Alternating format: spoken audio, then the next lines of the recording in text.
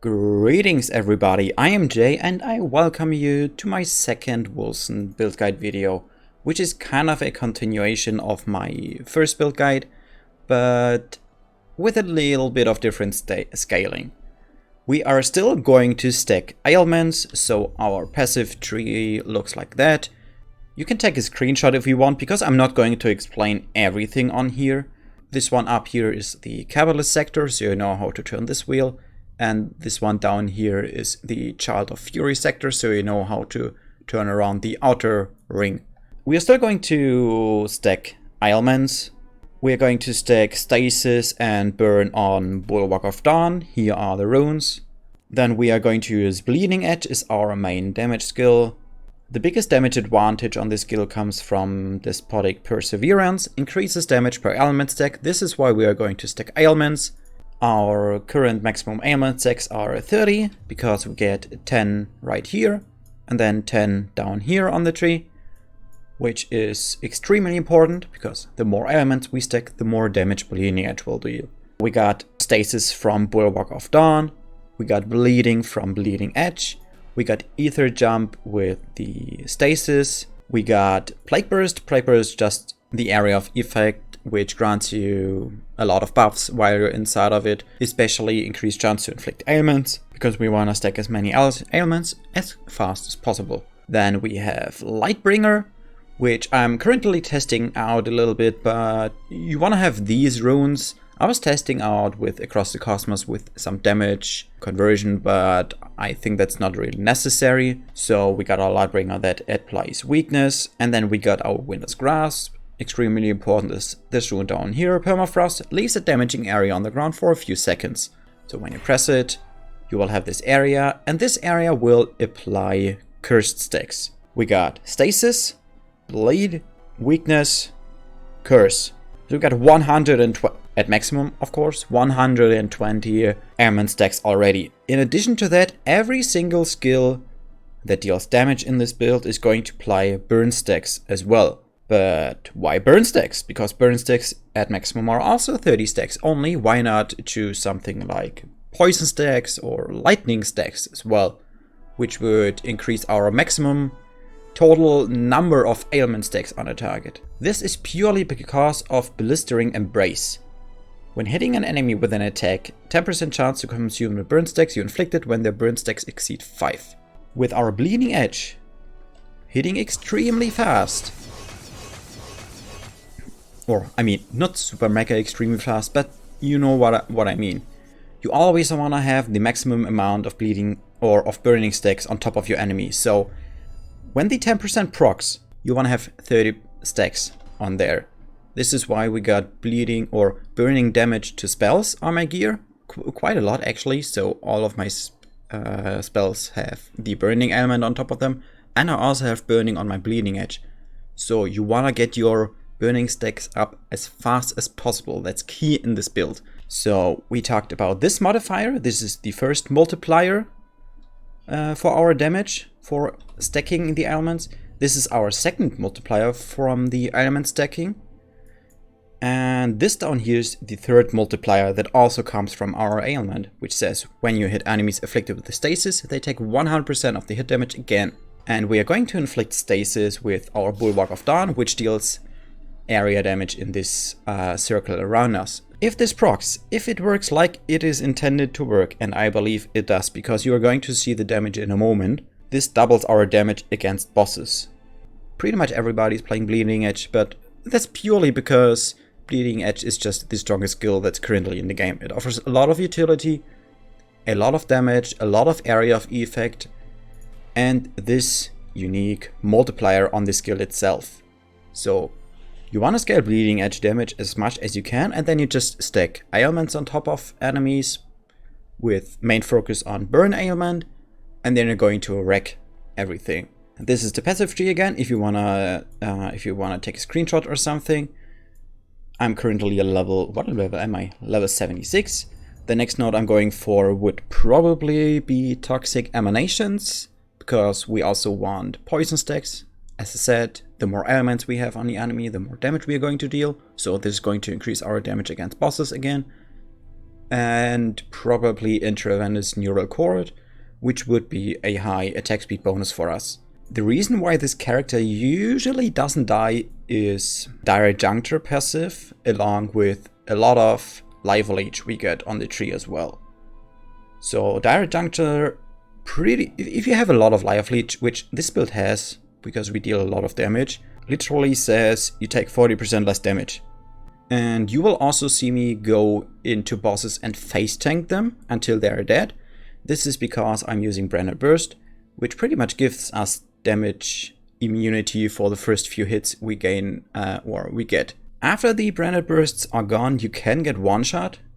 If you don't get one shot, you heal back to full life because we have global life leech here, and we get life leech from flaring flames. A lot of life leech actually. My attributes are actually, I went for wisdom. I'm trying to stay at 35% ailment chance, and the rest goes into ferocity here. On your gear, you want to stack, obviously, damage. You want to scale your bleeding edge damage, and then you want to get resistances and some life. And also really important, willpower to rage conversion. You can see it's quite fast.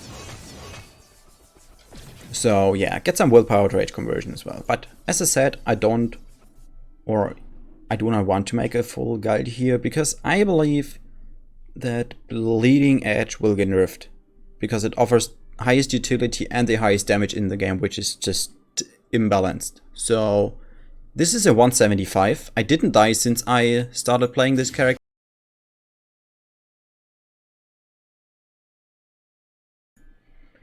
And welcome back to the gameplay part of the video. My recording program actually crashed, so I cleared the 175 already, which I entered first. So we are now in the 176. The playstyle is pretty much the same as before. You use Plague Jump in order to spend willpower. Then you activate Plague Burst and Bulwark of Dawn, and then Bleeding Edge for damage. Just like that. So the playstyle is pretty much the same. You're going to stack ailments with both your Bleeding Edge, Plague Burst, with Bleeding Edge and Bulwark of Dawn. And if enemies are within these clouds, they will also get the poison ailment, so that's nice as well. And you're going to build up these stacks down there, which are the stacks you get from your passive if you kill enemies that are afflicted by ailments. And that essentially means your Bleeding Edge is going to deal absurd amounts of damage. So there are boss enemies. I'm going to talk a little bit how to encounter boss enemies, because at this level, without the bug abuse that most players are currently using, these tough enemies can actually be dangerous. Come on, where are you guys coming from?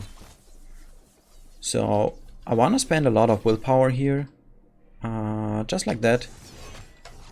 Then you cast your both auras, cast a few of your blades, jump in, pretty much activate everything.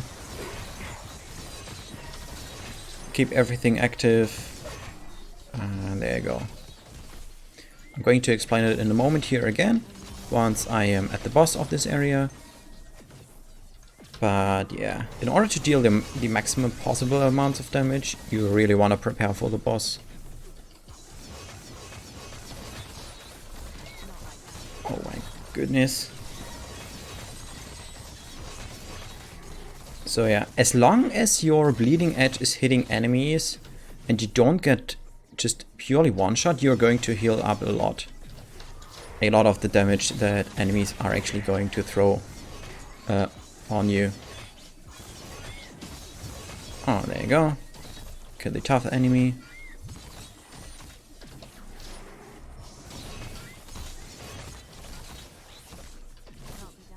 Okay. I actually don't like this area. There are many areas that I don't like. But with Bleeding Edge, it doesn't really matter what types of enemies you fight in which area, because it's just overloaded. It's by far the strongest ability in the game right now, because it has more multipliers than other skills, and multipliers are, well, as the name lets you think it is, these are multipliers, and if you stack multipliers, they will multiply each other, and this is why you're dealing such high amounts of damage. Oh my god, I forgot to jump, so I had to recast some stuff. So these mobs have like 15 million HP, which is nuts. If you've seen my first video, you've seen that killing a boss with 2 million HP really took a long time, and yeah, this one just down there had like 10 times as much. And I have to kill a few more mobs in order to face the boss, which is super annoying, because now I have to run all the way back down here to encounter some enemies. There you go, now we got the boss, and I'm going to explain how to kill bosses again. So you want to spend a lot of your willpower, and once you have like 300 left, you want to cast your both auras, Bulwark of Dawn and Plague Burst. Then precast 2 or 3 bleeding edges, jump in or on top of the enemy with Lightbringer. Once you're on top of the enemy, you use your Winter's Grasp, and then you're going to use up all of your rage by just spamming more bleeding edges. So, gotta do all of it again right here. Spending my willpower, maybe one more jump. There you go. Gotta walk closer to the boss right here. Where is it? It's up there. So I wanna spam a little bit more willpower. There you go. Activate my auras. Activate 2 or 3 bleeding edges. Jump in. Press everything and now hold bleeding edge. And the boss is gone. I think the last hit was like 200k there, or maybe even 2 million. Doesn't really matter, you're going to deal a lot of damage. And that's pretty much the build. I'm not going to show off more. I don't want to make this video too long because there are no significant changes, except for instead of dealing damage with our ailments, we're going to stack our ailments in order to deal more damage with bleeding edge. Because if you want to have an easy life, if you want to get to max content extremely easily without dying, like I didn't die once, from 105 to like 175 or whatever this one just was. So if you want to have an easy time, I really suggest you try bleeding edge. And I believe that's it. If you want to see me pushing 187 on this character and probably changing some stuff around to make it even better, you can join me on my stream tomorrow at twitch.tv/play_like_J, just like my YouTube name. I will put a link down in the video description. Other than that, this is my passive tree again. So you can take screenshots. The next thing I would pick up would be Toxic Emanations, and then Intravenous Neurocord, attributes, a lot wisdom to get your ailment chance to like 30, 35. Rest into ferocity, and then you just scale bleeding edge damage and burn stacks on all of your spells. That's it for now. Come join me on my Twitch stream tomorrow. Thank you very much for watching. I am Jay, and I'm out.